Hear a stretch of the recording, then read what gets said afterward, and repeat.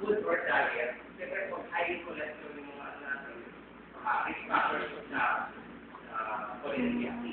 So, pwede ito, matapapon sa mga malaki po yung yeah. Rapid weight loss, dito naman tayo sa non-modifiable. Rapid weight loss, Just abra. Action.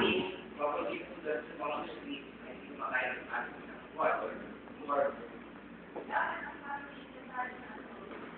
kasi kung mag-fasting po, hindi ko nakakain. Nagkakaroon ko ng billion state, ito yung parang pagkaroon ko ng price. Masyadong super-saturated siya. So, para super-saturated siya, nag-slow yung FA ng gallbladder natin. So, pag nag-slow po yung FA ng gallbladder natin, yung virus sa America, nag-concentrate po. Doon lang po nagkakaroon ng bio-situation. So, pag tumarap po doon yung makakaliit, nagkakaroon po ng interaction. So, tatlong pwede po natin po siya. Pwede siya magkaroon ng abnormal body composition o yung mga body ito.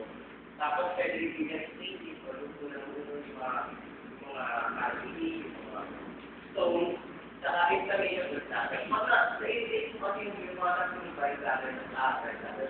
Yung intake tapo natin doon. So, kumano po siya co-oscillate. Kasi po ng RCD, yung mga fat, mga solid. Pag kumano,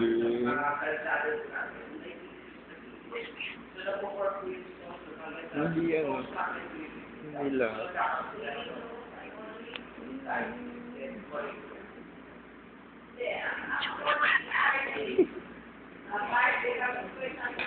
Ay, sorry.